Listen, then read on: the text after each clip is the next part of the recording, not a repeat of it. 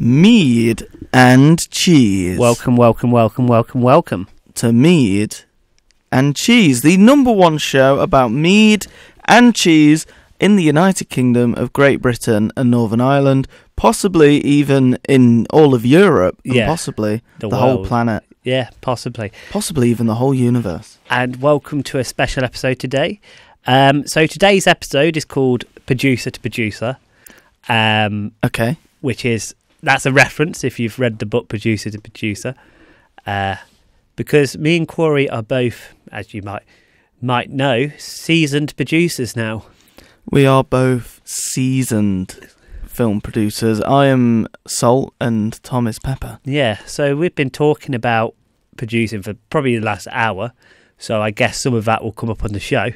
And I kind of like the idea of having like a producer conversation about that sort of thing. I think filmmaking often seems like this fantasy sort of thing. It's like very, very like dreamlike. But as a producer, you sort of learn there's so many logistical problems, and I think for a director, it's dreamlike. Yeah. For a producer, it's very businesslike. Yeah, unless you're a director-producer, and then that's a whole different kettle of fish. I feel like director-producer is the ultimate dream, because you've only got yourself to answer to. Yeah, but then again, I just don't know how I feel about that. That's sort of blending two roles. I feel like even if you are a director-producer, if you're on a big Hollywood film, you would have other producers there who are dealing with it. Because the thing is, with a producer, and you probably know this as well, you're dealing with accounts. You're dealing with a lot of stuff. So if I was a Hollywood producer and my job was directing, I'd see that as a full-time commitment, and the producing thing as this sort of like, it's my name sort of sake. Where I don't think, like, let's say Steven Spielberg, I don't think he does the accounts of the films he works on. Yeah, but I mean, big films like that will have accountants, won't they? Yeah, but they'll have a producer who signs off that budget, and I don't think that'll be Spielberg. I reckon he'll have a lot of sway. I reckon he say, no, I need this money for that shot. I reckon, he's a very, very good filmmaker. I reckon he would have that sway. Probably. I think when you get onto massive budgets like that, though, it's your job as producer becomes, in a lot of ways, a lot easier, because you don't have to say no to stuff as much. Yeah. But in a lot of ways, it becomes a lot harder because there's more to keep track of. I actually, because I've not experienced that level of producing, like a Hollywood film, I can't really say if I think it would be easier or harder. I think what I can say, though, is at a low level, the difficulties are there's money. Sometimes, because you're working with people for favours and free, you can have dropouts easier. And if you're making a film and you're sourcing your own money for it, it can take a massive financial hit on you personally. But yeah, I suppose them problems don't really translate as much to a big film. I mean, I guess you get dropouts. I guess that can happen at any level. But I guess if you're paying someone to do that, you might be less likely. Well, I've found that with this production, we've been paying the main cast, but we've not been paying the extras, and we've had quite a lot of dropouts for extras. Yeah, it's one of them things where you ask people on a day, and they don't show up. Yeah, or people do show up, and you don't use them for 10 minutes and they leave. Yeah, but it's like, I think one of the things, the most important skill for a producer, particularly on a local indie level, is to be very, very resourceful. I always cite that as my main skill when I go to producing, because you need to know 10 people who are good extras, and you need to know which ones are reliable and which ones might drop out. You need to know all these things. It's so much easier. And I guess like that comes with time, but also sort of like having a pragmatic approach to problems. Yeah, I get that, and I think, you know, producing comes with a lot of challenges. I like to say that as producer, you do the most work with the least amount of thanks. Yeah, I don't think it's a... So my perspective on it, because I finished a film which I produced last year, and yeah, your crew, some of them will, some of them won't. Depends who the crew, what members are, and I think it's a personality thing. I'm not looking to get thanks, by the way. But like, there's some crew who you might have worked with a lot more, and they really like are grateful to having you there. And then there's some crew, maybe like your director, who isn't as bothered about what you've done. But I mean, I think they'd notice if you didn't do those things. Yeah, but I guess like the director, because you're always, in a way, you're the bad guy. If because they've got their vision, and you're telling them to compromise on their vision all the time because it's not fiscal or not doable. But like someone like, I don't know, like I've had good relations with editors, you know, problem solving with them, and you know, musicians who worked on our film, I really got along with them. We worked very closely together, and they all like really liked what we achieved. And they sort of, it's weird because different people see different people as the figurehead. Like the actors, some of the actors might see the director as the figurehead, but then they know you're the producer's the person to talk about any problems and that. And if you've, you know, helped them out, you know, they will remember that relationship with you. And that really translates when you're sort of like, after my screaming, you know, I had people come up today and say, "Oh, you did a really good job pulling this together, Tom." And but also, you know, there's celebrations where it's like, "Oh, you know, you've made such a good film, Mr. Director. How did you do it?" But again, like, I'm not looking for a thank you as much. I think if I was looking for something what made me the star of the show, I would probably go into acting or directing. Yeah, that makes sense. I don't like, to be honest, I'm someone who doesn't always like loads of public recognition. But it's same with live streams. Like I produced a RAG live stream last year as well, and that can be quite thankless. You know, you got people saying they did everything, and then you got people privately saying to me, "Well done, Tom. Thank you for putting this together." And there's other people on our team who really helped on that. But I guess you find that with every project. You know, the organizer, the logistics person isn't always, you know, it's not the most shiny seat, is it? No, not exactly. But it does feel very rewarding personally when you do see everything come together. Yeah. And I think once this film that we're doing is shot and we've wrapped up production, I feel like I'll be able to look back and say, yep, a lot of that happened because I was there to put it together. Yeah. People won't see in your film, this is what they won't see. They won't see the receipt of the location deal you got from. You won't see how good of a deal you got because you're a good deal maker. They won't see the fact that, you know, keeping the location happy. They won't see the fact that you might have had a dropout in an actor last minute. I know you did, and then you were resourceful and you found someone else. They won't see that, you know, in like as the film goes on. They will just see the film, and they'll say that's a good film. They don't see all the things, all the elements, and nor should they, all the elements which make that film. Yeah, fair.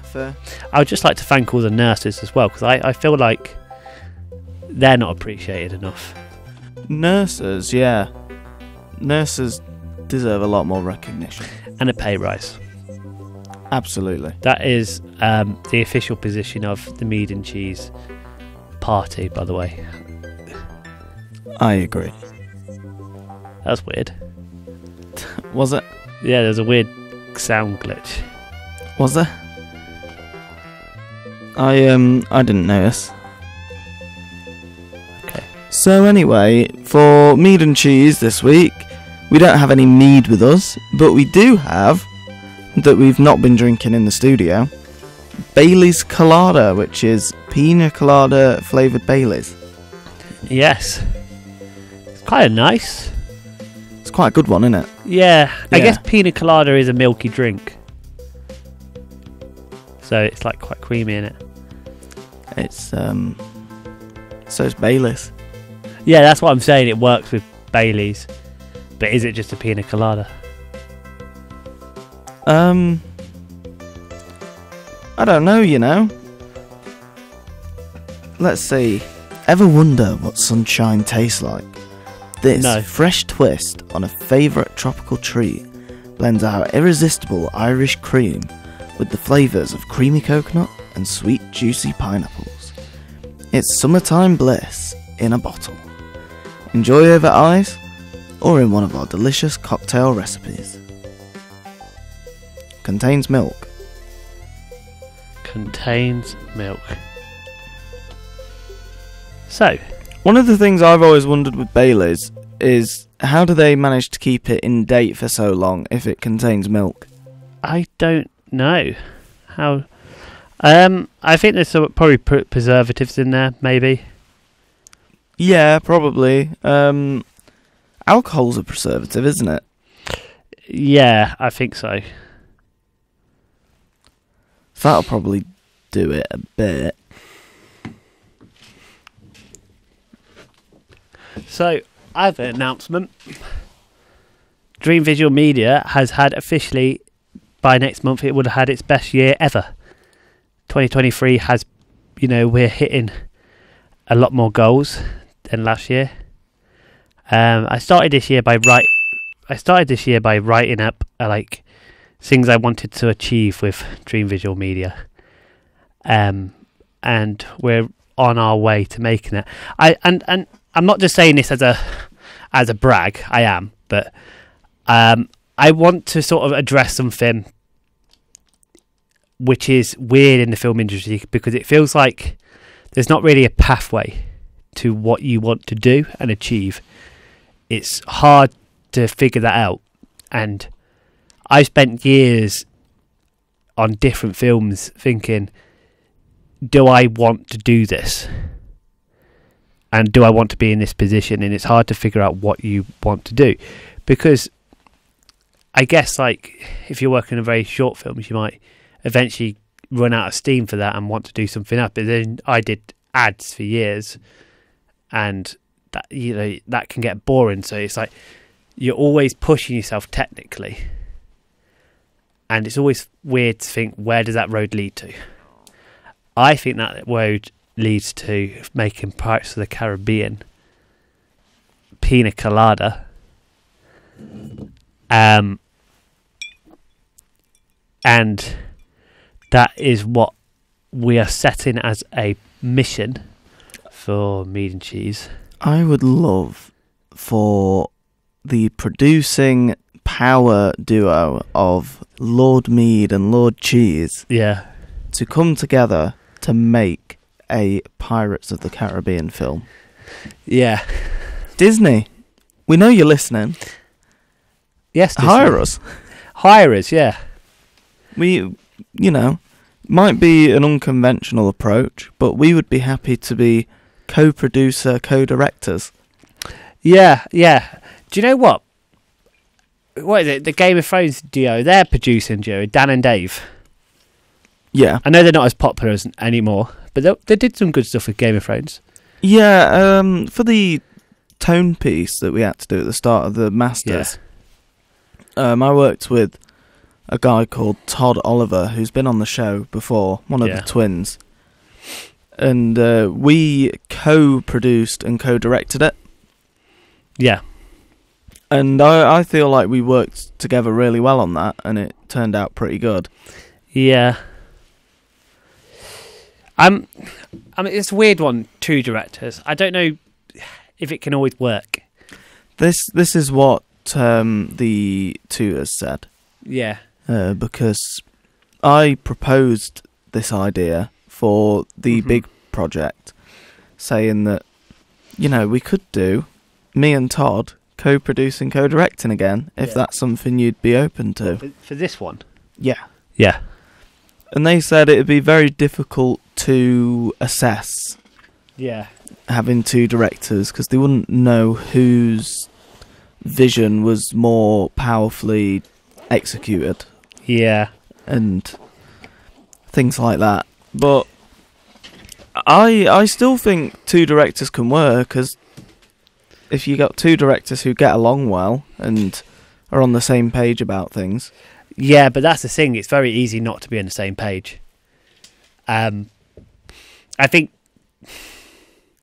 usually it can work if you have a good working relationship, a general understanding of who's in charge of what. Basically, the scale of directors. You get writer-directors who are purely just focused on the written story. Your actor-directors who are purely very focused on the actors. And I work with some actor-directors who, like, from theatre backgrounds, who like acting. And then there's been another director who's more from the DOP sort of arena, and they focus on the visuals of the story. And then somewhere, they meet in the middle. Because they're coming from two different areas. I think that can work. But then I think sometimes if you've got two very similar directors, a slight clash of how a scene should play out could, really cause a problem. Yeah, I don't know. I know there's quite a few director duos out there. Yeah. They tend to be siblings. Yes. Like you got the Russo brothers, who directed the Avengers: Infinity War and Endgame together. And then you've got, I'm not sure what the names are, but the sisters who did The Matrix. Yeah. As well. Yeah. So I think the Wachowski or something like that. I know who you mean. Yeah. They're good. They do some good stuff. Yeah, and I don't see why it needs to be siblings for it to work. I think it's because they have a very built relationship over years. I guess it can work with like a close friend you've been with for years, but I think that's where it comes from. Like the Nolan brothers. Yeah, they're a good example. Is it as Nolan? Well. But like, there's not just duos like that. Like, I was talking to someone yesterday at this networking convention I went to as a documentary festival, and we were talking about how Christopher Nolan works very closely. I think it's with his wife, but she's not in the same area of him. She's not a director. She does something else. I can't remember what it was, but they have quite a close working relationship. So, I don't necessarily always think you need two directors. I think you can have really good creative relationships with other people, but they're in other roles. Like, I think director's one of these weird roles anyway, because it's so abstract on what that can mean. Like, Stanley Kubrick is a very different director to, I don't know, like Christopher Nolan, and Steven Spielberg is also. Every director has their own way of doing things, and there's not really one the same. And I feel like, but a lot of, and they have different styles. Like, I know Stanley Kubrick very particularly wanted a small camera crew. He's a very visual director, very much on the camera all the time. He actually, there was this famous argument on one of his early films. It was one of his first films filmed by Hollywood, and he set up a dolly track, and he was using, I think it was a 50mm, and he set it up like this shot, and then his DOP, who was very seasoned and basically put with him because Hollywood wanted a seasoned DOP, moved that dolly track back, put it on a 70mm or something, and then Stanley came in and he was like, why is that dolly track there? And the DOP said, "Oh no, it's better here. You know, you get more depth and thing." And Stanley says, "If you don't move that out, don't come back to set tomorrow. If you don't move it back." And the DOP eventually did move it back, but it showed how much like Stanley Kubrick was absolutely, without a better word, a tyrant in the camera department. You know, he had full visual control, and he famously had a very small camera crew, and he was a lot of the time he was on camera. But then there's the directors who won't even touch the camera, and to be honest, they might not be bothered about where the dolly track is because they know their DOP, that's their department, that's their thing. They just want to focus on the performance side. So a director can be a very different person depending who they are. Yeah, I suppose that makes a lot of sense with film because, you know, I wouldn't trust myself to handle shots and things. Yeah. You know, how cameras work, I've got no clue. So if I had someone like you or Nathan who's on the course on camera as DOP, I would trust what the DOP has to say. Yeah. See, I think I would not trust what a DOP said. I come from a background where when I've directed, I come from a place where I've been a DOP, been a camera operator. I have my own way and technical style I want to do. So I need to make sure if I am entrusting that task to someone else, that me and that DOP have a good understanding of how things are going to work. And it's not like I'm going to tell them exactly what to do and they're going to do it. I mean, like, you know, we can discuss shots and think it out creatively. And I like having that conversation with people. I remember, I think it was last year, me and Evan, I had him round and we were talking about how we're going to do shots. He was suggesting shots. I was suggesting how I wanted to do shots. And, you know, we had a mixture of both, but then we ended up with a coherent sort of visual style. It wasn't like a competing visual style. You never want that. You never want someone's two styles in one film. No, I agree. I think we're going to go for a quick song break. Tom. Yeah. Don't Make Me Come For You. that is a... Do you think Don't Make Me Come For You is a scary song or a love song? There is nothing inevitable about illegal migration. Deterrence works, and with will and determination, the government can get on top of it, and we will. This is Just a Loser by Ciara McKavanagh. This is Leicester's Student Sound. Demon FM. This is Leicester's Student Sound, but it is also the world's sound for people who drink mead and people who eat cheese. It's a mission out. Corey's been slapping me in the break saying, Tom, you're not said enough about mead. He said he got a report out with statistics saying our audience don't care about filmmaking, they care about one thing, and that thing is mead. So, as always, we'll discuss mead.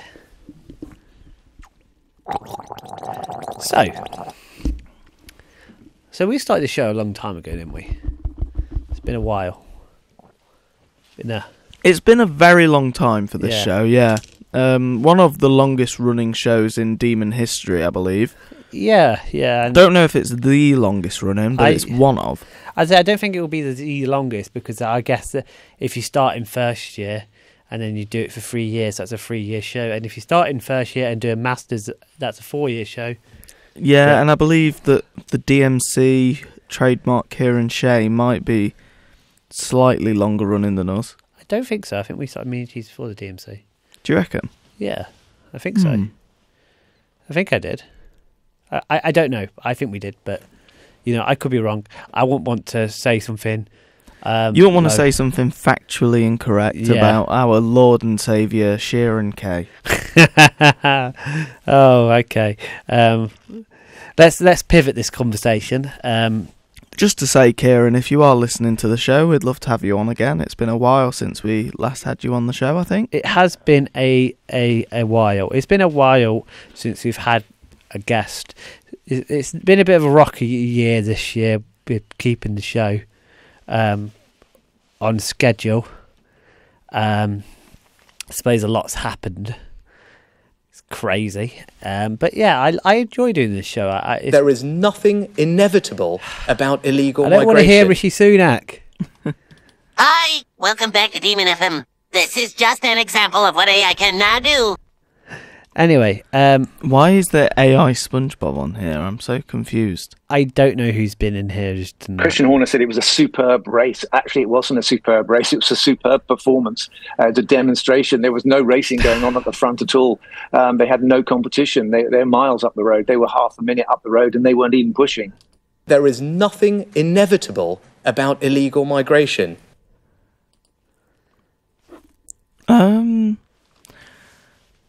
Okay, so Mead Cheese has been going since December 2021. December, yeah. Oh God, that is long. I mean, 2021. That was the end of the year. Yep. But that feels like ages ago now. I tell you what, like when I was a kid, I was always thought, the 20s would feel so far in the future, and now it's here. It's like. Yeah, it's weird. I think 2019 was one of my favourite years. 2019 was a pretty good year. Yeah, it was before everything sort of went to pot. Yeah, I was a lot fitter in them years. I didn't have much body fat. Yeah. I was very much, and not just like thin. Had muscle. I was going to the gym regularly. I was quite healthy. And then I think lockdown sort of changed that. I put on a lot of weight because I had a lot of pizza. I wasn't one of these people who ever did that thing where I did like loads of exercise. I just had pizza, nothing more to do. I remember getting dressed up really nicely to go to the Co-op because it was like the one time I was going out. I think one of my favourite years ever is 2017. 2017. For me personally, that was a very good year. What happened in that year for you? I got to go see WWE live. Yeah. That was good. So I got to see AJ Styles beat Jinder Mahal for the WWE title live in Manchester. Yeah. That was cool. But it was just a good year, It was... Yeah. Yeah, I was like halfway through sixth form and everything was good. Going good. Yeah. I think 2017 was a good year for me. I started uni in 2017. And I just finished, I did a reset year of A-level, so I just finished that. And I felt quite happy to have my A-levels out of the way. Because I was a year behind, all my friends were at uni. And I was kind of wanting to be there. I enjoyed doing my A-levels. I guess like while I was at uni, 2017, I wasn't in a relationship or anything like that. I was very much focused on, filming all the time, and that was sort of my routine. I'd go on about 3 shoots a week, and I had some really good friends, and I actually didn't care about if the projects were successful or not. I just cared about doing cool filming. And I haven't done that in a while. Like we used to go on a lot of rooftops, like to get cool shots. We're doing a Spider-Man fan film. Nice. It was one of my friends, and it's one of the pivots in my filming career because I originally started at this when I was about 17, 16, at a studio in Colville doing like camera assistant stuff as like on the weekends, and then I met some other people through that, and I just sort of like there was all graduates, so they was a bit further on in their career than me at that point, so it's kind of cool to be on them things so young and do them shoots. It didn't matter to me about money or anything like that. It was like cool to have like access to advanced equipment and doing something what felt cool. But yeah, we had a lot of long nights on in car parks in Leicester. I think I filmed in every single car park in Leicester, and none of it was like above board.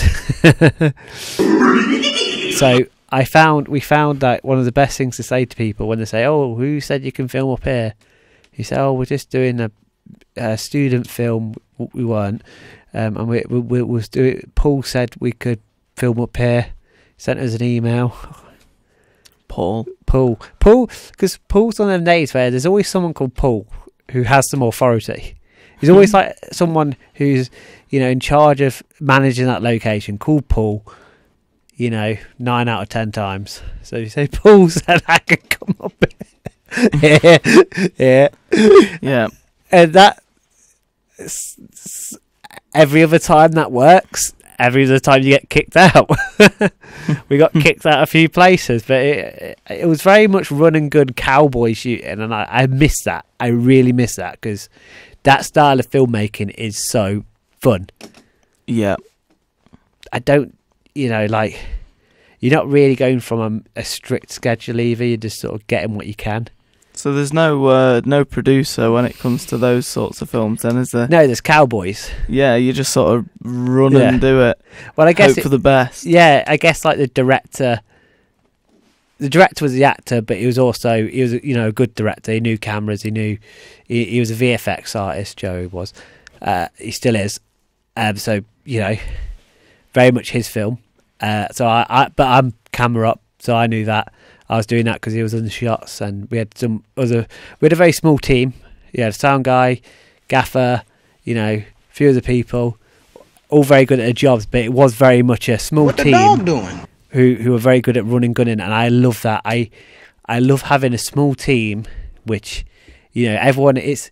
Do have you ever played squad games? Like in a movie where they introduce like this team, what's gonna rob the bank, and they've all got their own speciality. Yeah, it's like that. That's what I love. When it comes to any sort of project, having like your A team, or like in Clone Wars, you have like little teams. Clone Wars is a great show. It is. Now, what I don't like about Clone Wars is, and a spoiler alert here, do you know Kit Fisto? Yes. In the Clone Wars, great Jedi, right?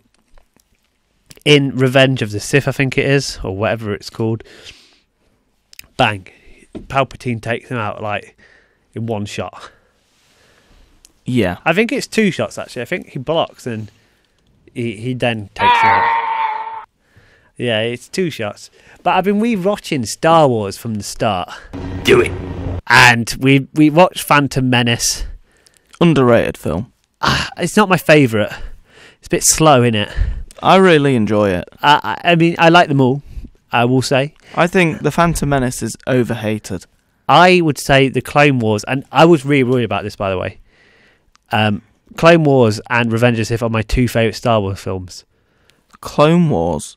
The animated film? Attack of the Clones, sorry. Attack of the Clones, so there's number 2, and Revenge of the Sith, I absolutely love. The childhood favourites. Like, I know people say they're boring and cheesy. For me, they're, great action films with great story. I was worried though, because I watched them. Last time I watched them was when I was a kid. My dad took me out to Toys R Us. We brought a toy which was a Boba Fett's ship, and then I went back and Star Wars was on, and I thought that was really coincidence that it was on, and I just brought this toy not knowing what it was, and that was like the best thing ever, because I was like, this film's amazing. And I was worried when I was rewatching it, will I think, oh, actually it's not as good as I remembered. It is bad because people say it's bad, but I didn't feel that. I thought this is amazing the whole time. I thought this is so good.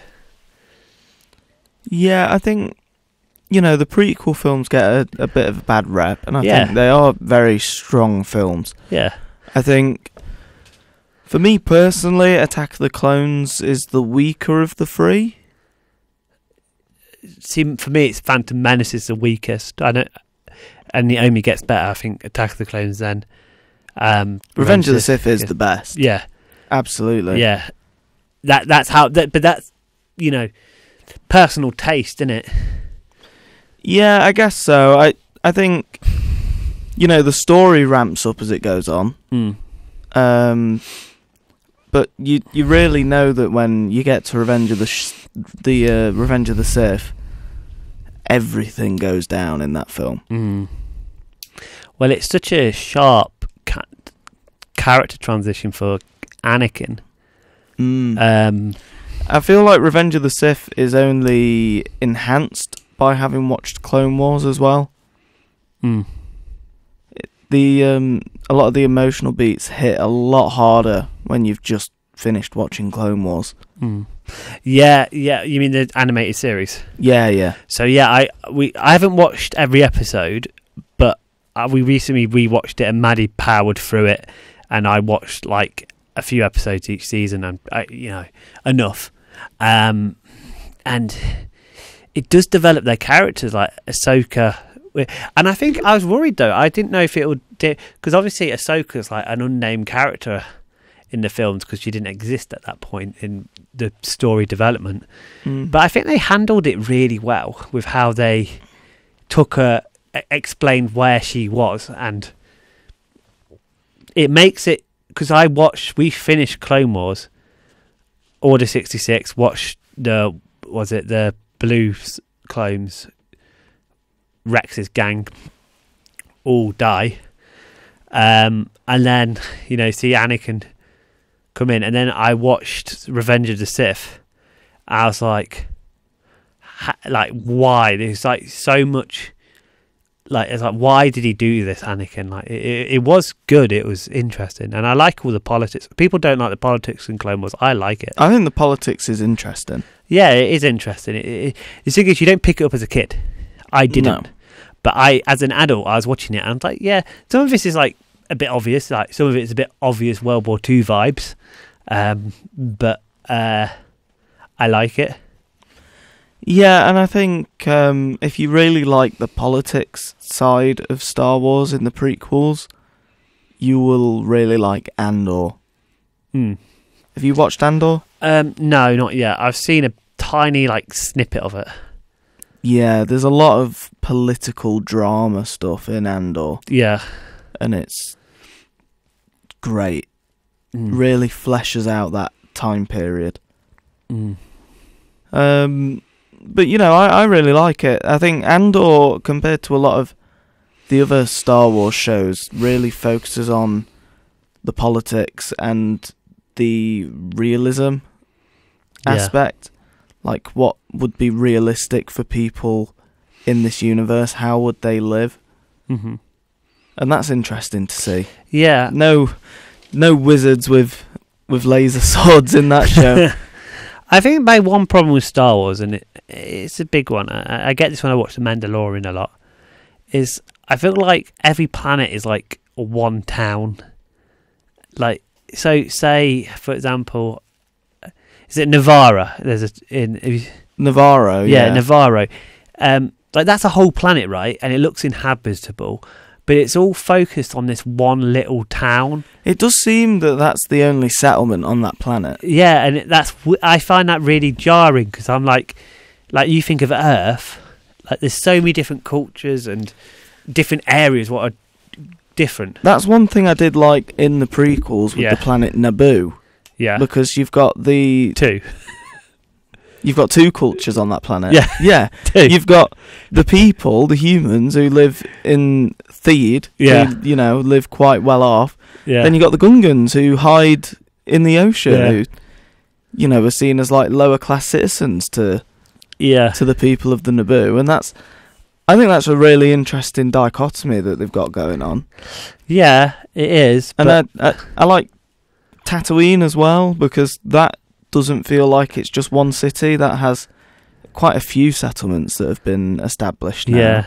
See, Tatooine I can kind of get on board with, because it is a desert planet. So I feel like every sort of area could be similar, and the settlements could be similar. But somewhere like Naboo, I feel like would have more like, I don't know, people power grabs and different countries. Well, I know with Tatooine you've got Mos Eisley, which you saw in the first Star Wars film. Yeah. Where they go and find Han Solo and get the Falcon. And that's the biggest city, I think, on Tatooine. Mm-hmm. And then you got Mos Espa and Mos Pelgo. Both of those were in Mandalorian and Book of Boba Fett. Mm-hmm. And then you've got the Dune Sea, which is just the huge desert, which is filled with lots of different tribes of Tuskens.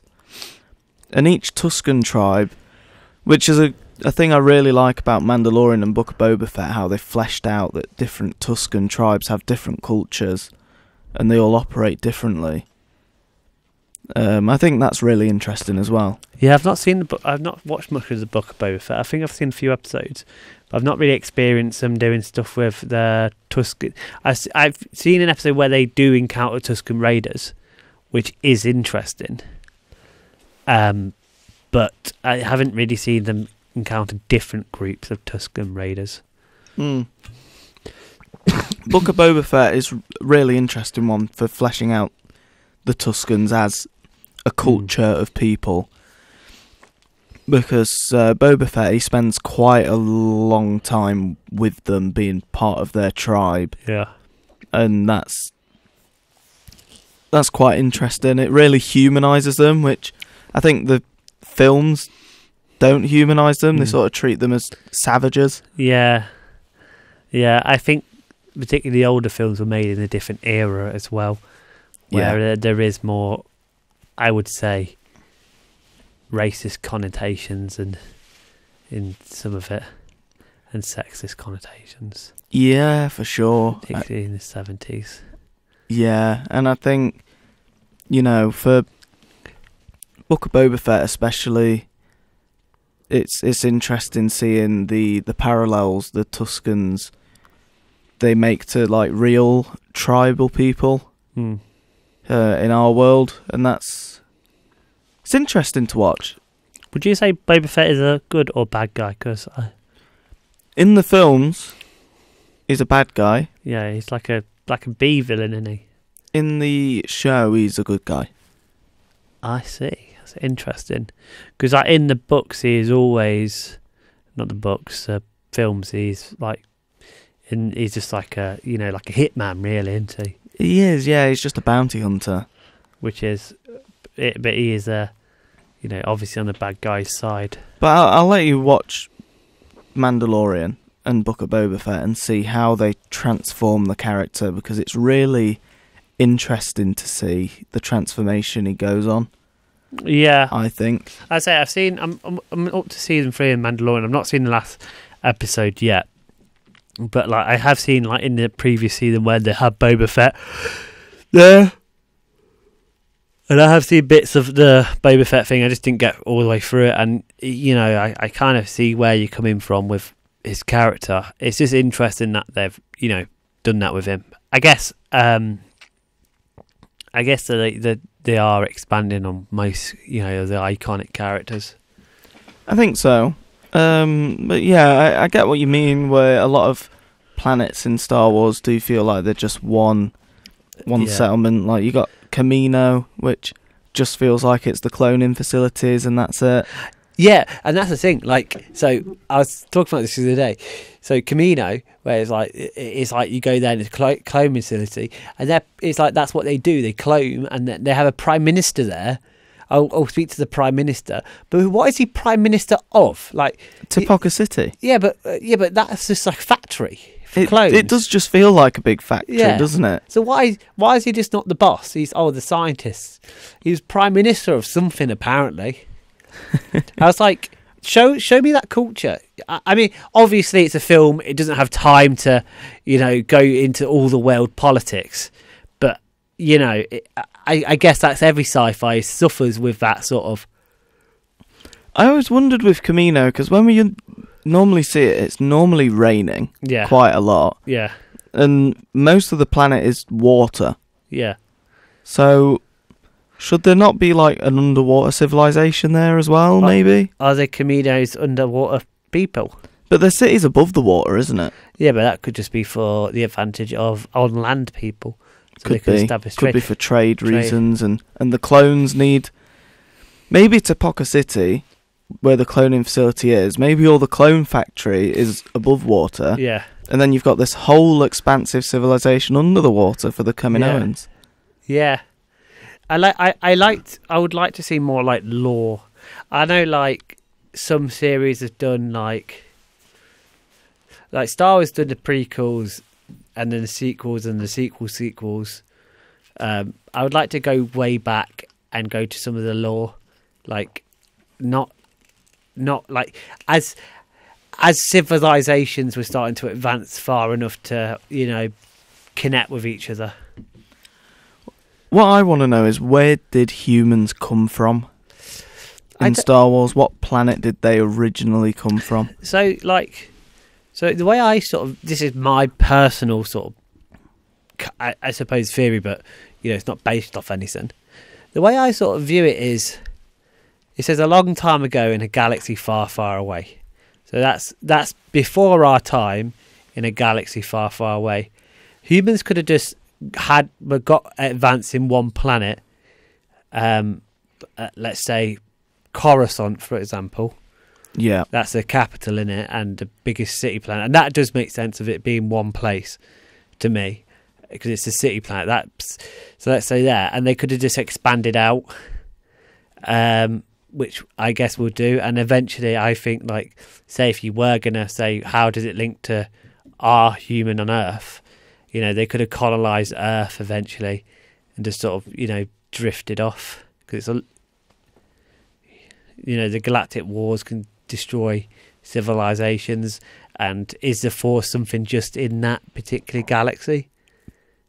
Well, if you can only access the Force through the midichlorians, yeah, which are in your blood, then it must be a very rare biological trait. Because I was reading up on this online, and there are like tens of trillions of people in the Republic, but there were only like 10,000 Jedi at the height of the Republic, which is like 1 in millions. Yeah. Basically. So like the odds of actually someone having the Force are so low. Yeah, and say if you move to a planet after a big war and that planet was Earth, and say if you had two people who just weren't Force sensitive, the Force is gone. Yeah. That's how I say it. Is it one galaxy in Star Wars? It's one galaxy, yeah. Yeah. And there's loads of different systems. Maybe that's it. Maybe Star Wars, it's on a bigger scale than Earth, but planets feel more like cities and the galaxy is like the planet. Yeah, that is. But again, it's hard. I feel like when you watch the Clone Wars, it kind of, so in some places it does better. But when I watch Mandalorian particularly, I feel like a lot of it is this planet's a village. Yeah. This planet is the market. Mandalorian has that issue quite a lot, to be fair. I think some do it better. I think some don't. I feel that like that comes down to the limitations of making a TV show, though. They've got a limited amount of sets. Yeah. So when they return to a planet, they're using the same set over and over. Yeah. I understand it, you know. But it's like Navarro is a big planet. Yeah, it's a planet that's one village. And I know, and this is the whole thing, like, it really questioned me because they had an invasion of them pirates. I was like, don't they have another city which could help? You know, are they just attacking this one small town? Well, in an earlier season, they had, like, an Imperial base on Navarro, didn't they? Yeah. What happened to that? Yeah. And I it's too much of a write-off to say, oh, it's gone derelict. Like, I guess some planets are poorer, but, like, you know, like, I reckon there'll be more than one city even on a poor planet. Yeah, I don't think it doesn't make sense, like, because the the small town on Navarro is mainly a trade post. Yeah. So people found a planet that was habitable, went, this would be a good spot to set up a trade post, Yeah. and just made the one town to do trade. But if they're on it, it's habitable. Yeah, it's habitable, but that doesn't mean other people settle there. Yeah. Especially if there's already a settlement there, it might put other people off starting their own settlements.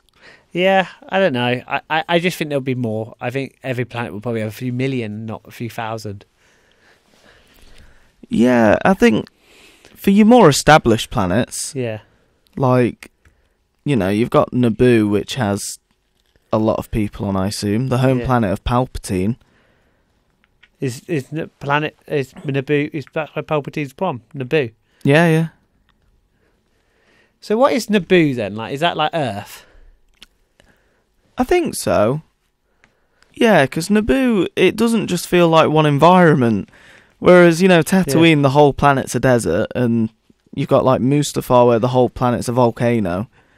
Yeah. Like Naboo, you've got green fields, you've got like nice urban areas, you've got the underwater bits. I know it's greener when you look at the actual Naboo as a planet. It is greener. Like, it looks greener than Earth. Looks more swamp-like, I suppose. Yeah, yeah.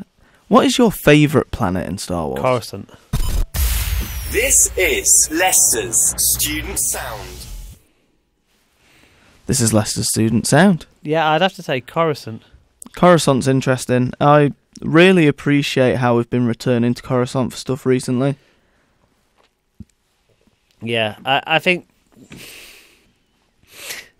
Tatooine's interesting, but I'm not that, it's not my favourite. Naboo's quite cool. I think the problem with Tatooine is it feels like, you know, it's a desert planet that you visit a lot. Yeah. And you think, this small planet in the Outer Rim shouldn't be a main focus as much as it is. Yeah, but I guess like it's like... Like Coruscant, it would make sense for that planet to be visited a lot. Yeah. But like I guess, story-wise. I guess that Tatooine is the planet where the hero comes from. Because they come from the planet which is poor and out the way. I suppose, yeah, it's the planet where Anakin was born, and then it's the planet where Luke grew up as well. And is it Rey, or that's a different Tatooine, isn't it? That's Jakku. Yeah, which is Tatooine. Which is just Tatooine with a different name. Yeah. With less... with less development as well. Yeah, Jakku. Jakku is just less interesting desert planet. Yeah. It would have been more interesting if they'd just put her on Tatooine, to be honest. Yeah, I guess they thought like, oh no, we can't have her from Tatooine because that would be literally doing a Luke Skywalker's plot again. But again, you just put her on a planet which is Tatooine and just change the name. Come on, that's lazy. Yeah, I mean, looking at a picture of Naboo, it looks like it's mostly water. Yeah, it looks more green than Earth, I think, as well. Yeah, and more water. Water, a lot of water, a lot of green, a lot of fields. I bet they've got a lot of resources. I bet they've got a lot of oil.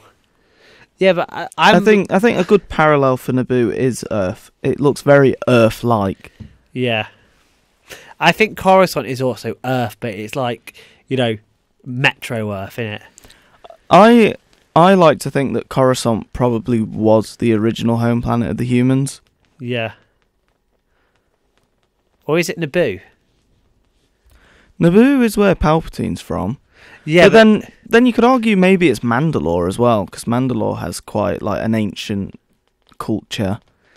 Yeah, I don't know. It could be Coruscant. It could. I don't know if it's Naboo or not, because it depends how long humans are there. It depends. Because Star Wars is like so much more advanced than us. Like the Republic. What's that? So I've just looked up where are humans from in Star Wars, and it says Coruscant was generally accepted as the home world of the human species. Yeah, that makes sense. Yeah, humans are the biggest, most prominent species in the Star Wars galaxy. Yeah. Would make sense that their planet would be the capital and the biggest one. Yeah. Yeah, it's sort of like they've worked out from there. But remember, Star Wars is... But it does say here, even though that's the most accepted answer, it's not proven, so there's no way of actually knowing where humans are from. That's a bit mad. So that means they've got lost history. Because... Yeah, and I suppose that makes sense if, like, human civilization in that galaxy is so old that it's before written records. Yeah, well, human civilization in our world is before human record. Human record didn't start very long ago. And human record when it started was like in Egypt, and in places like that. Sometimes it's not easy to translate that. But yeah, so what I want to say about that is with the Republic and that, they've been advanced for thousands upon thousands of years. It's not like they've just reached intergalactic travel. They have been, in this position for a very long time. Mm. So it's interesting to see that they've forgotten where they're from, or they think they're from there. Yeah, maybe they just assume they're from Coruscant because it's the most developed planet. Yeah, because it's like humanity's about... Because it's like, they found, like, genetically most humans, like, when you trace your ancestry back, that we're all from Africa. Yeah. But, you'd get a lot of people who say, no, mate, I'm 100% English or whatever. Yeah. No, probably not. Well, that's the thing about humans; they're short-sighted. But yeah, so say they've been advanced. I think they've been an advanced republic for like at least 10,000 years, and that's the whole of. Humanity made its first settlement about 10,000 years ago. 10,000, 2,000 years ago, or something like that. So if you want, because the thing what confuses me is the way we do our calendars. I don't think it's a thing. I don't think we should be in 2023.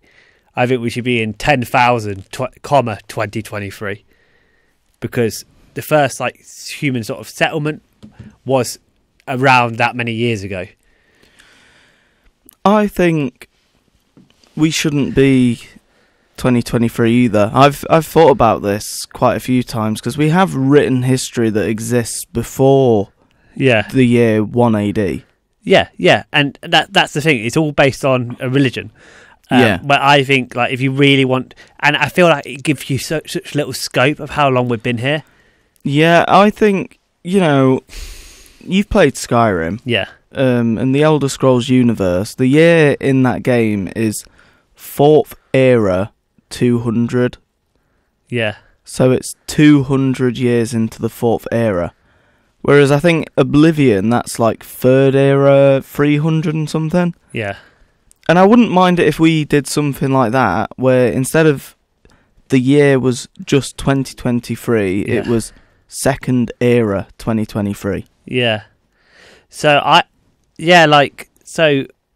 the 10,000 number comes from a guy who's like, let's correct the calendars. If I was to do it, I would add 10,000 years to the current thing, because that amount of time was around about the same time. So the year would be 12,023. No, it wouldn't be 12,000. It would be 10, 20, 23. So it'd be 100. It'd be 102,000. Yeah. And 23. Yeah, I think that's right, because you'd add 10,000 years onto it. Yeah. Yeah, let me just Google that. That would make more sense, I think. Just because humans have been around for so long. Do you start the years from the beginning of human history, or do you start the years from the beginning of Earth history? Or do you start it from the beginning of the universe? No, I wouldn't do it on the beginning of the universe. I think we should know that, but I think we should do it on the first signs of advanced humans, and that's hard to say. I think if I was to change the calendar, I would try and find the first sign of human civilization and see when that would date back to and start it from there. Well, that's the thing, though, because the first human ancestor appeared 5 million to 7 million years ago. You know, there's a 2 million year gap. Yeah. What year should we be in, actually? The current year by the Georgian calendar is AD 2023. That's the Gregorian calendar, isn't it? Yeah, the Gregorian. Why did they change it? Because Jesus was born was the reason, wasn't it?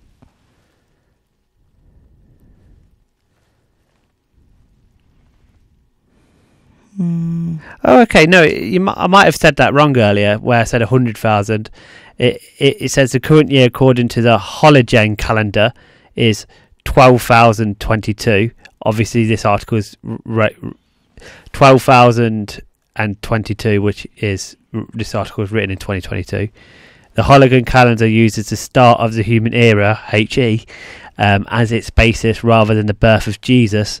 They use 10,000 BC as the start date, so 1 AD is equal to 10,001.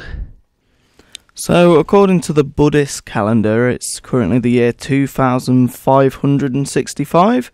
2,565. Where's that number come from? Let's have a look. So, it's used by traditional Buddhists, based on the mainland Southeast Asian countries. These days, however, traditional calendar is mainly only used for festivals and traditional holidays. Fine. According to the Byzantine calendar, the year is 7,535. Yeah, and these calendars might be used in actual reality. And according to this calendar, the year starts in September and not January. Yeah. So in our calendar, the creators of this calendar formed their calendar system in the year 5,509 BC, which is quite a long time ago, isn't it, really? It was 7,500 years ago. Yeah, it's again like, I think like you get, and not to sound, I don't know, exclusionary. Sometimes it's like in Game of Thrones, you know, every time they have a new king, it's a new era or a new dynasty. It's like in Game of Thrones, it is like the Baratheon era, and it's like. So the Hebrew calendar, which is the calendar that the Jewish people traditionally used, which would have been the calendar that a lot of people would have used before Jesus was a thing. Yeah. This says the year is 5,700. Yeah. I'm reading that. Yeah. But is there any reason why?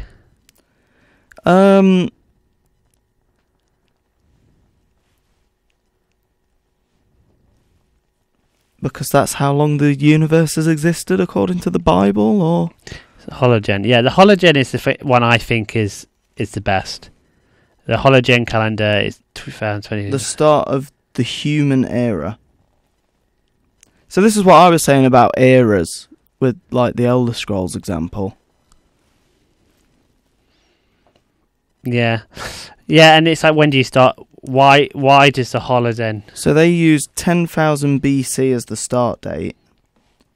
So 1 AD is 10,001 human era. Because humans are traced back to 10,000 BC. Yeah, I want to know why it starts there. Like, what happened 10,000 years ago? Well, it says on here that it's the start of when humans were first recorded. Yeah, I can get on board with that. So instead of starting the calendar from when Jesus was born, you start the calendar from when humans were first recorded. Yeah, because I feel like that encompasses our history better. And I think it makes it more interesting that, you know, as from a religious standpoint, if you are that way inclined, that the Lord and Saviour was born exactly in the year 10,000. That's like a funny coincidence, really, isn't it? Yeah. That is.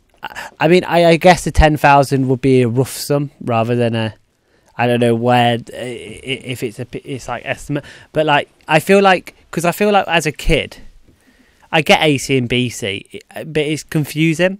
And sometimes you look at a calendar and think 2000 and 2023. That's how long humans have been around.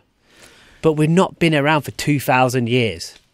I mean, should Mead Cheese take an official stance right now and say that the year is actually 1223? Yes, we shall. We Yes. shall. And all my documents will now say that. 12023. Yeah, I think I did that once. I think I did that on a document. I was like, I put like the 1 there as like a comma and then what year it was. Yeah. I think that's a good way of doing it.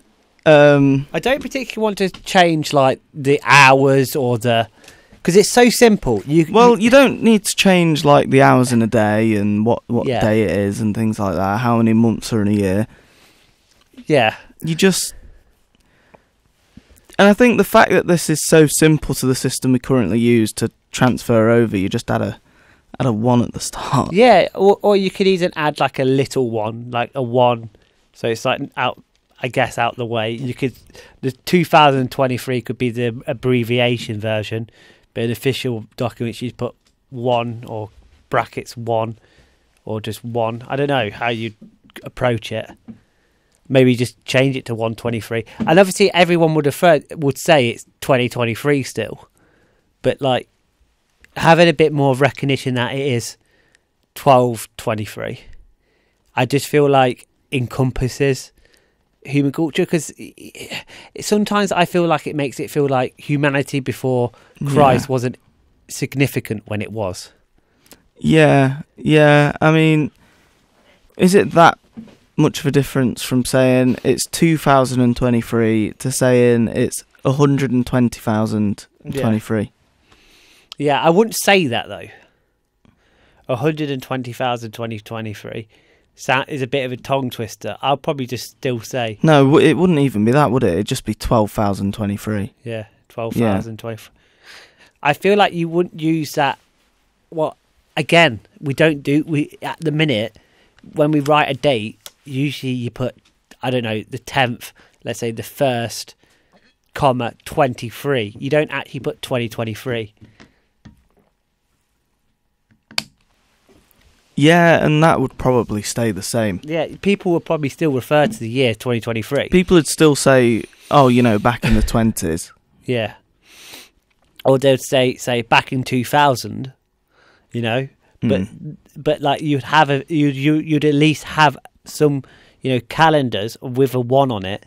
So it is like, as a kid, as you're growing up, you understand that humans go back this far, and you have a bit more history behind. Gives you more of an appreciation for how far we've come as a species as well in such a long time. Yeah. And back to Star Wars, they've had 10,000 years of being that advanced, at least.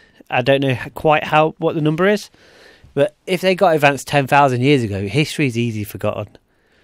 I think with how many government changes they've had as well. Yeah. Like if you go from a democratic republic to a dictatorship in the empire, a lot of history is getting erased. They're book burning. Yeah, and that's the thing. In the old Star Wars Battlefront games, there was a mission where you had to go destroy the books in the Jedi Temple, for example. That's horrible. Yeah. But yeah, it's like there's only so much what survives each, and things don't last. Like our hard drives, for example. Like you'd think, oh, someone could take my hard drive in a 1,000 years' time and read it. No, they couldn't. But that's why it's so important to try and preserve as much of human history as you can. And the digitisation of things is a good way of doing that.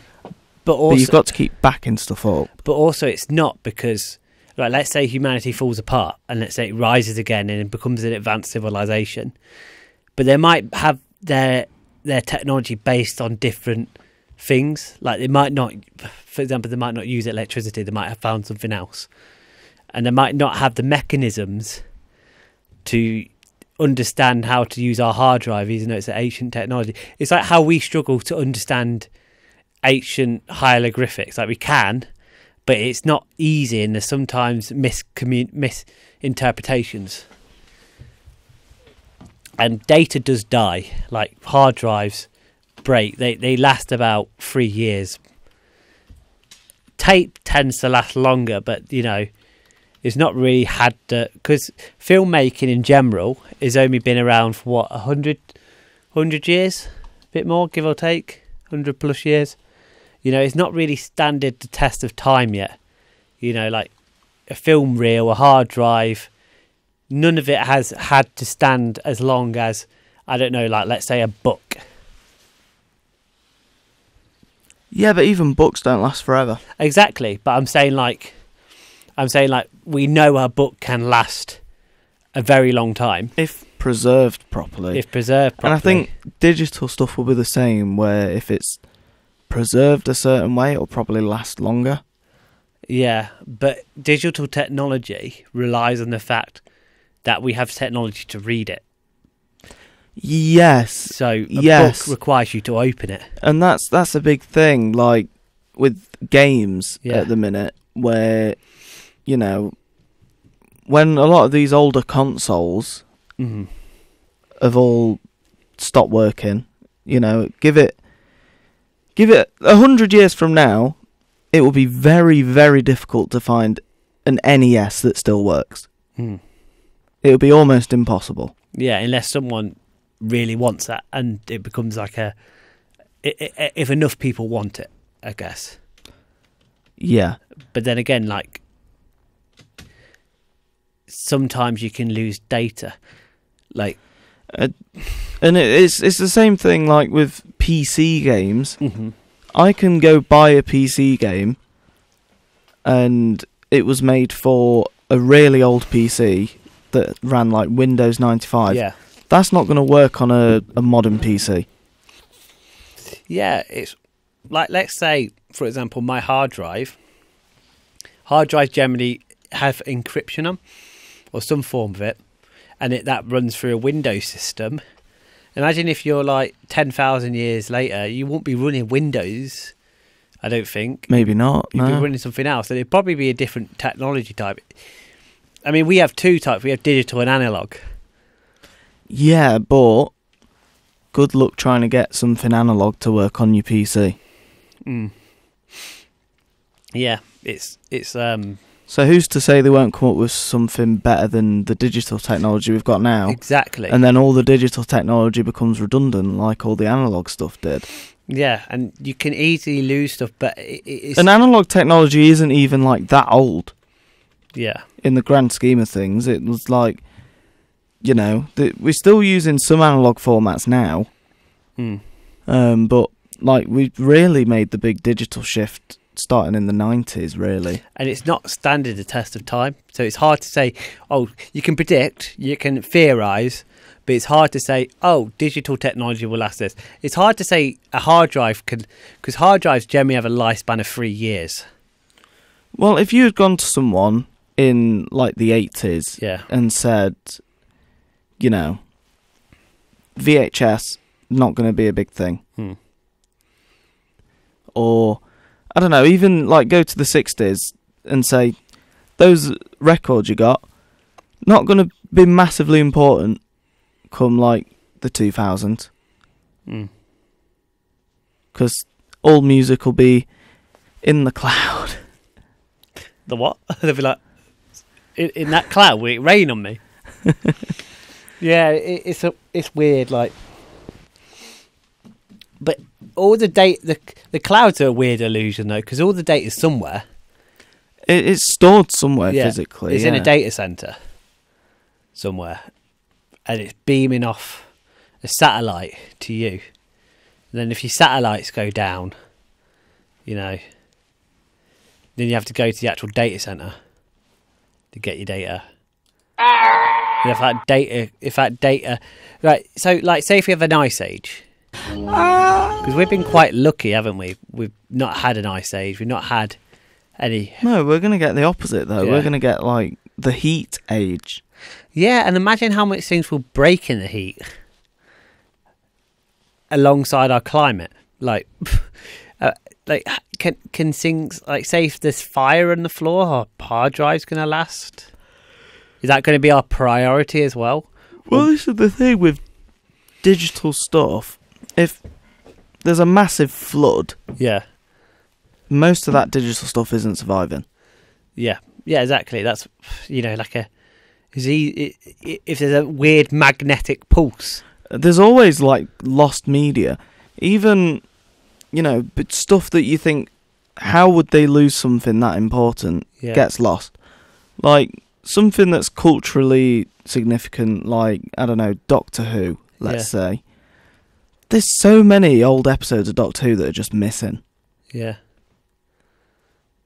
I mean, Martin Scorsese did quite a lot in restoration because he had a massive restoration effort because he actually liked filming, and he restored films from when they were shot on reels and stuff like that, and he restored them and saved them. But you have to have that effort. It's a restoration because I say, like, you have to restore it. Well, that's it. You get a lot of stuff from the analog era that gets digitally remastered.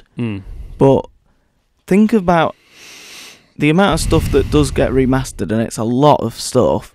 That's only really scratching the surface of the amount of stuff that actually came out in that time. Yeah, like, think how much missing music we have from like the 20s. I don't know. Because humans only really put effort into stuff that we see as important. And, there would have been small indie bands that maybe released one record in the 40s or the 50s or whenever. Their stuff's not been remastered. Yeah, and exactly. And there's even saying that there would have been bigger bands what weren't mainstream. And mainstream bands might have some of their records lost because they weren't the hits. Yeah, and there's a lot of art that was created that was just never recorded. Yeah. Throughout all of human history, you go back to, I don't know, the year 1000, not the year 11,000, but the year 1000, when you had like cavemen knocking about. I'm sure they would have come up with their own songs.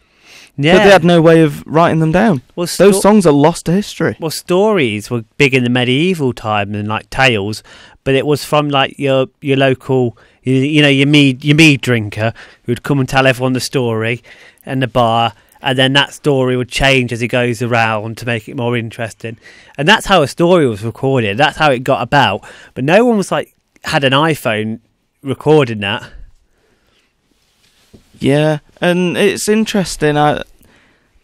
If I had a time machine, it'd be really interesting to be able to go back to these times and try and find out what stuff has been lost to history. I feel like it'll be funny just to go back in time and just kick someone and jump out. You just kick someone, you come back to the future and everything's burnt down. Kick a caveman. Oh God, no! What have I done? Oh no! Mead's never existed because we killed the guy who invented mead. Yes, so we accidentally. You just come back to the studio and the show's called like Cider and Biscuits. Yeah, it'll be so. That's the thing though. Like, well, how do you believe time travel works as well? Do you believe you can go back in time? I don't think time travel will ever be a thing. Yeah. Just because if it were to ever become a thing, surely we would have found a time traveller. Yeah, I don't know, because maybe there's rules. Maybe you can't travel.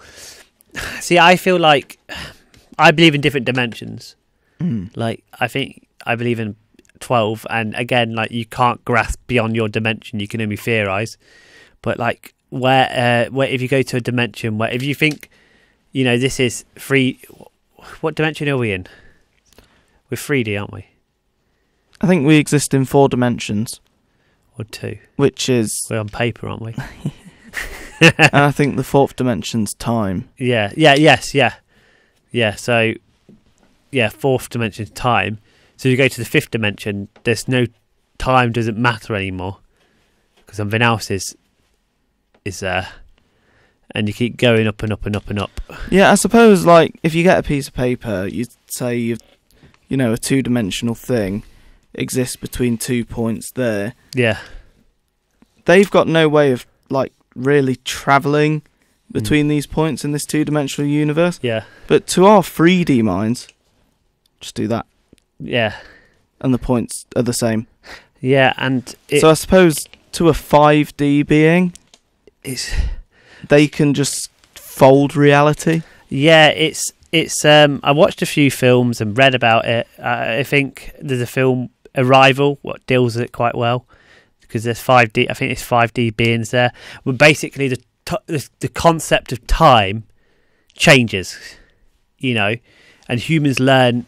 These aliens come to visit Earth. They're, you know, millions of years ahead of us, but they come to Earth to teach humans a new language, and basically that language is to learn how to read time in a summary. But the whole film's done really weird, because at the beginning, do you want me to spoil it, or would you like? Yeah, go ahead, go on. So at the spoiler alert for anyone who wants to watch the film. Spoiler alert for Arrival. So the beginning starts as this a person who does linguistics, and you see her daughter dying. You know, she's had this life with her daughter, and she's dying. You know, it's sort of like a montage. And then what happens? She's doing a lecture, and then what's happening? Then these aliens visit Earth, and she has to work out how to communicate with them. They keep sending these, like gas. They're like big, weird gas sort of beings, and they shoot out like ink, like an octopus. They look like octopuses, to be honest. And then these symbols have meaning somehow, and she has to try and figure out what they mean. And as she reads them, eventually she's realising she's reading something what's in, you know, another dimension.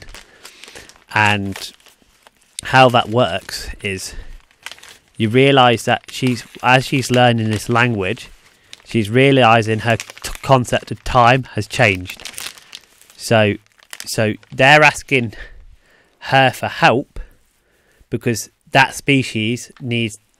They've taught humanity how to read time, because for some reason these aliens need humanity to help them in 2 million years' time, you know, with something. But the way that translates in the film is the montage where her daughter's dying at the beginning is actually way in the future, because you're using it's like linked moments. So it's like she's trying to persuade a man from the military not to attack these aliens, but it jumps into the future where she's having a conversation with him about his wife, and it links back to that moment, because moments are happening as they're linked together. It's like saying, in another way, it's like saying me and you talking about Mead, and you saying, "Oh, it was great when we had time we had Mead together," but then you're in that moment. You know, instead of your thoughts being linear, your life being linear, it is no longer linear. You're not living it linearly. You're living it as things need to happen. So your life is no longer decisions made. It's like decisions aren't made in chronological order. That's interesting. It's very hard to explain. The film does it a lot more justice than what I'm doing. I think you've sold the film to me. Yeah. I really want to go see the film now. on Netflix, I believe, or Amazon Prime. So anyone listening, go watch the film Arrival. But like I've also read like if you're in a different dimension, you might see people differently. Like so, if you was looking at me, you would see me old, young, and middle-aged at the same time. There's this really interesting game. Yeah. That I really, really want to play, and it's like Minecraft but in 4D. Yeah.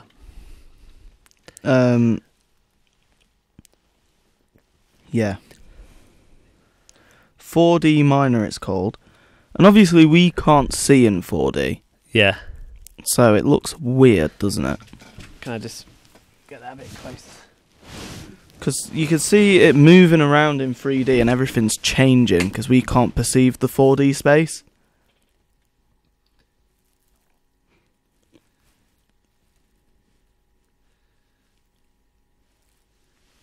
Yeah? Yeah. Yeah. And and that's sort of the thing, isn't it? It's like because we can't perceive it. It's like the way it's explained is like if you're in a 2D reality, a balloon coming into your reality would just look like something being really, really small and being really, really big and then really, really small again, something like that, because you can't actually see the balloon. Yeah, it just looked like something's blocked your path. Yeah. Yeah.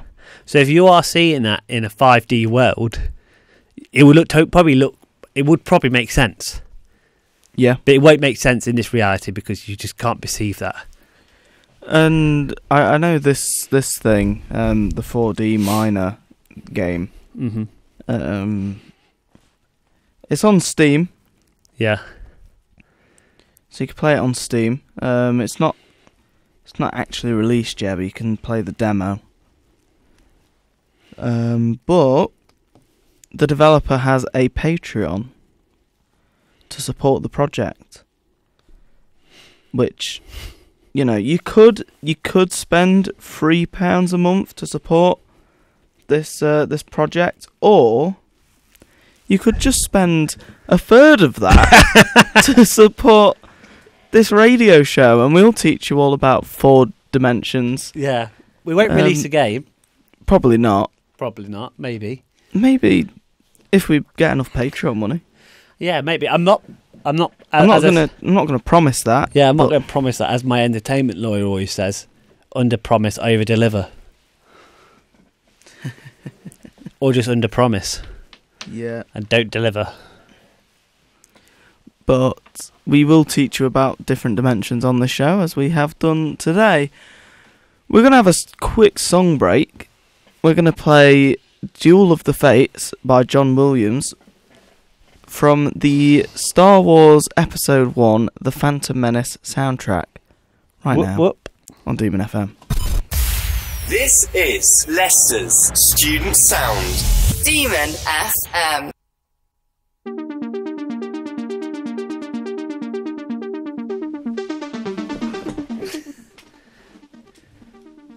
Welcome back to the 4th dimension. You're listening to Cheese. Yeah, that sentence made a lot of sense. I guess, like, if you weren't listening in, if you misheard that, you might be in a different dimension to us. But what Corey said was, yeah, and I suppose that gave me a spiritual awakening. Yeah, I suppose it's interesting when you get all the answers to life. And, you know, I was speaking to a higher dimensional being, and he told me, I'll tell you his exact words, he said,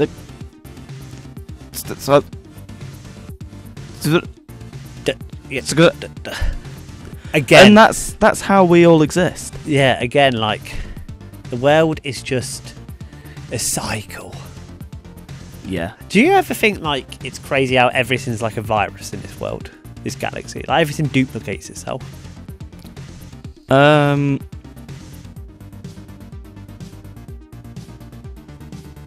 Sorry, I was just thinking in a different dimension then. Yeah. Yeah. It's interesting. Think of an organism. What does orgasm? No, sorry. Organism. Organism. What doesn't duplicate itself?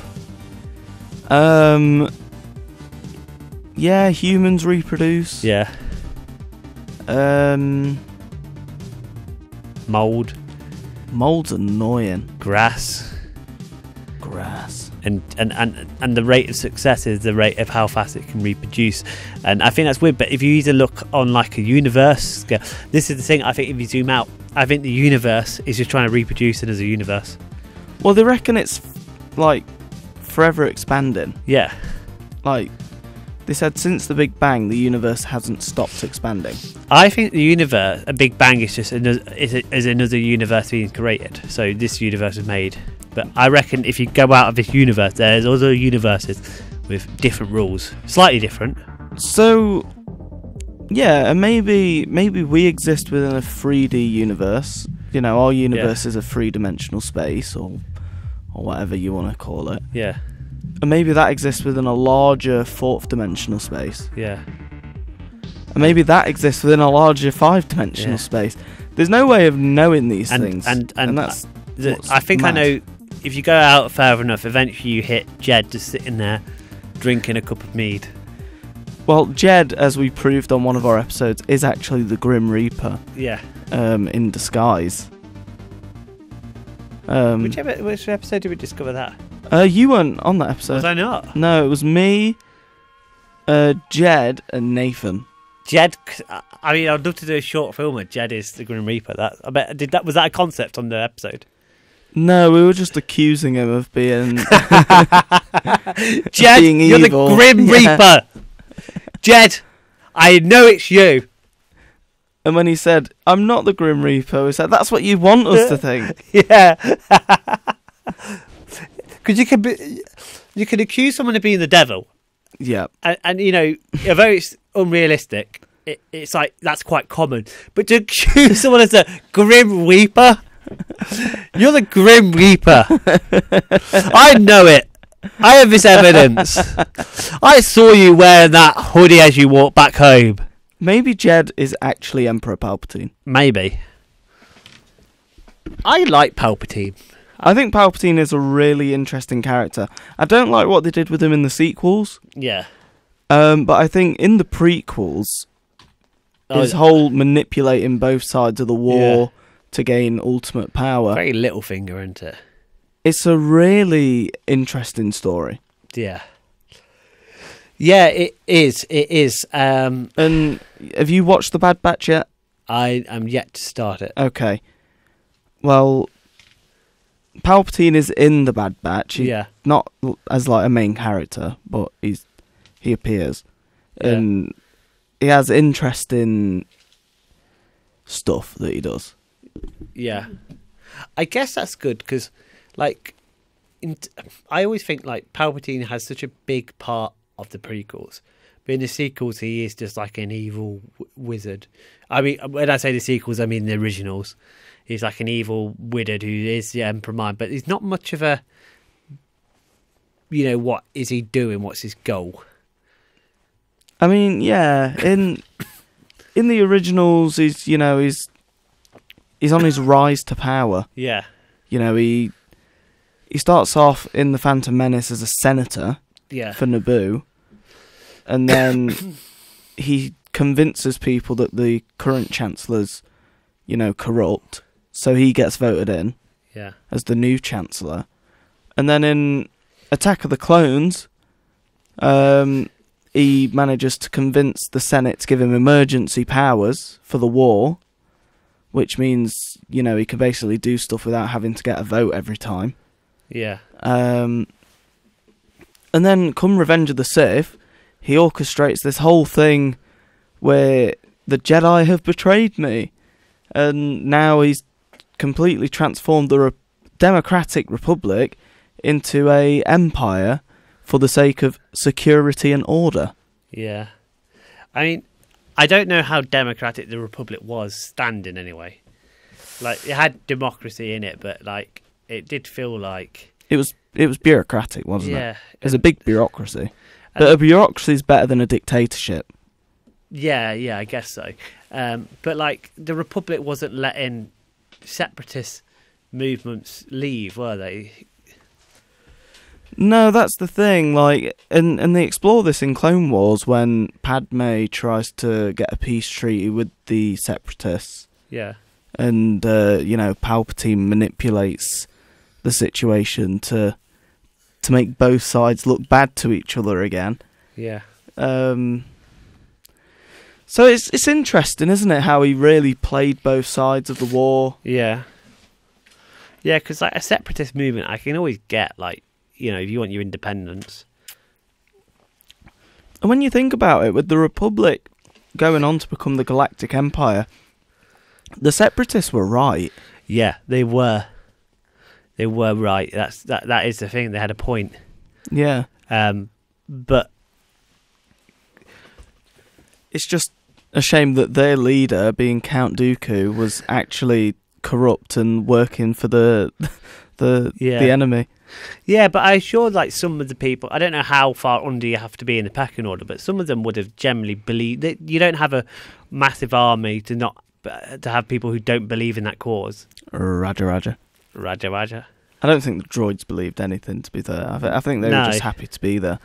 Yeah. But then like the question of the Sith versus Jedi didn't do this, but the Jedi quite happily approved a massive clone army where the Separatists were using a droid army.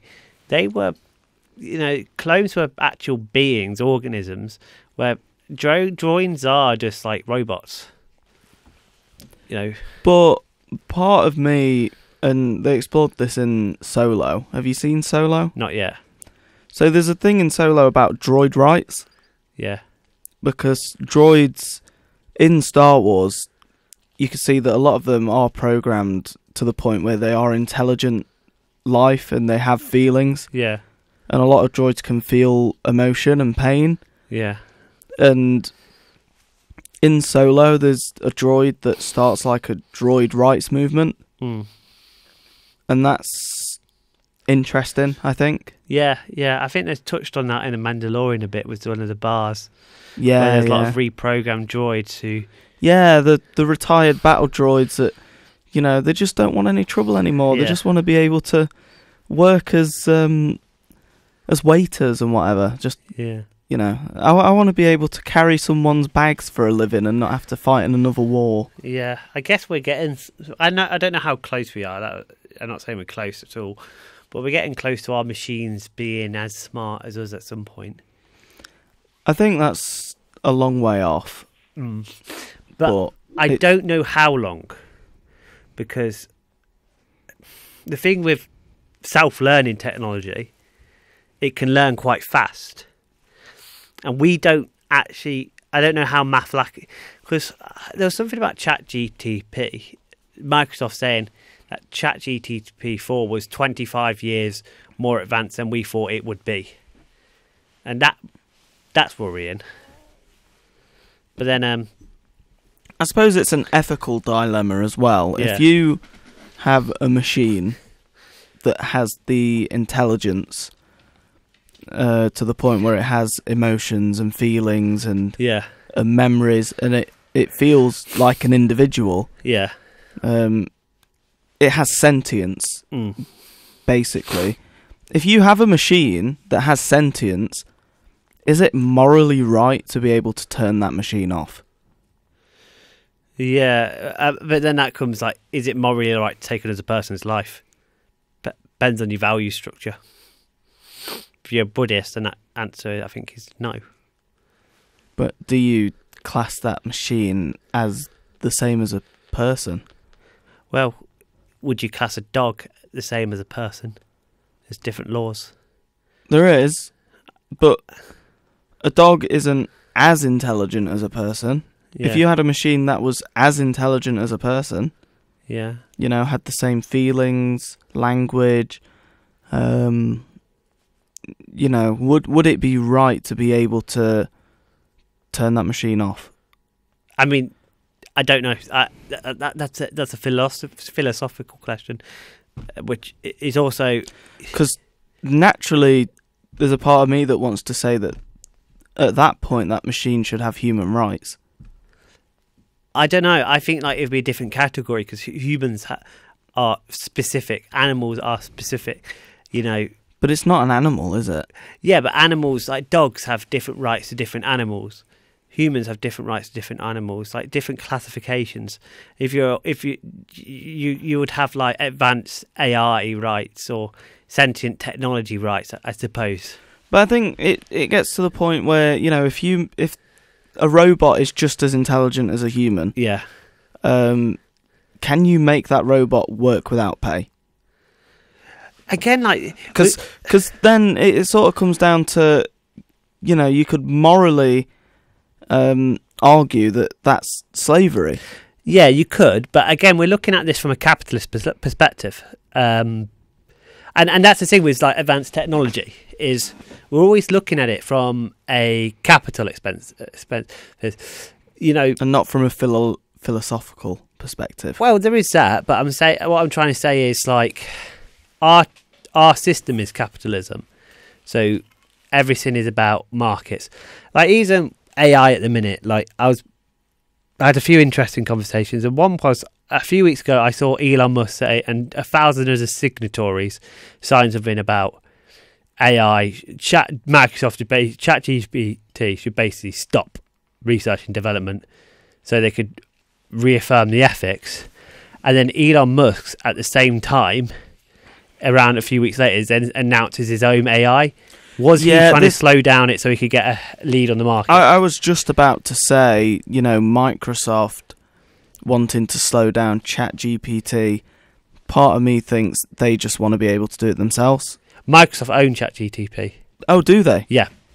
That's interesting. So Microsoft and the developers want to kind of didn't want to put ChatGPT 4 out, whereas Microsoft did because they want to be on this. They want this to be their thing, right? Well, of course, yeah. Microsoft, as the massive trillion-dollar tech company they are, want to be ahead of the curve. Musk wants the curve to be crushed, so he can be the curve. Yeah, and people would say, "Oh, that's because he's concerned." My point is, as a cynical person, is a few weeks later, which I saw, and I sent this to Maddie because she's doing something about AI, was that. Is he just trying to get ahead with his own AI? Because there's a lot of money in AI at the minute. Again, I think ethics should be established, but I don't think that, you know. And I was talking to someone who's in programming, very interesting chap, the other day, about this subject, and it's like, you know, we're in a system where we're in a capitalist system, so you know we reward things based on efficiency and profits. Yeah, but if let's say we've had Jed on the show a few times, if Jed came out of the closet as a robot, right? Okay, sorry, Jed, if you're listening. If Jed came out to you as a robot, right, would you not still think Jed deserves human rights? Well, yeah, but that's because Jed is a human. But not Jedbot. Yeah, but I don't know. He's a robot that looks. So is it the fact that they need to pass as human? They need to look human enough to be able to get those rights? No, I think they need to be human. Does a clone deserve human rights? Technically, it's a human, so yeah. Yeah, because part of my film that I'm going to be developing soon is this world where cloning technology exists and the clones don't have human rights. So with that in mind, this is what happens when the technology comes in fast. Like when the technology is going faster, it's like the Wild West.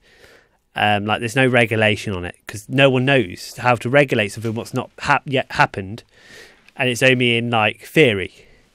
And I think the same could, if cloning really became the next big thing and overnight everyone was cloning. I think we do have laws against cloning at the minute. I don't think we can clone in the UK without special licenses. But let's say, you know, that was Parliament said no, you know, you can clone now. How, you know, there'll be no there'll be a legal debate. Are they human? That would be a legal debate. And it depends on, a very interesting film. Again, it's like there is. I don't know if you want me to spoil this film because it's about clones. Which film? I can't remember the name, but it's a very good film. And if you want to do clones about human rights, I recommend watching this film. I'll try and remember its name.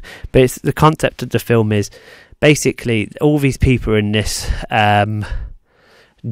like dome sort of thing, and they're told in this dome that they're there because the world's ended, basically.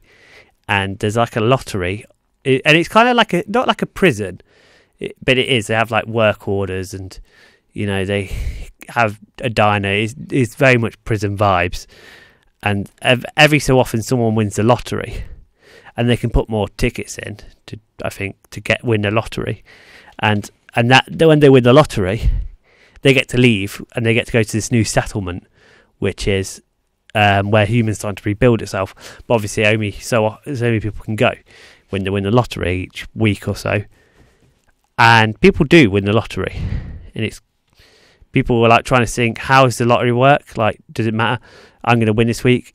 The lottery is not anything, it's not a lottery. It is a guise for that person being shipped off to then have their organs harvested for their real donor, who's a clone. So let's say one character, I think the main character is a donor for a man who's dying, who's a rich man, but there's also other donors, and then So the people in the dome are actually clones? Clones, yeah. Just waiting to be harvested. Oh, for different reasons. There's different reasons. I'm not sure if any of them might have to become servants, but they don't know. They do not know. They are not aware of this. Well, this has been an interesting episode of Mead and Cheese. We've spoken about a lot of different topics today. Spoken about clones, different dimensions, human rights of AI, and I think we should continue this conversation on the next episode. What should we call the next episode? The human rights special? I don't know. I don't know.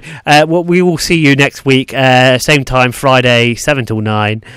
Tune in and, let's continue this conversation. If you have any thoughts, please tweet into Demon FM and tell us what you think about AA rights and cloning. Goodbye. Good night. Lovely week.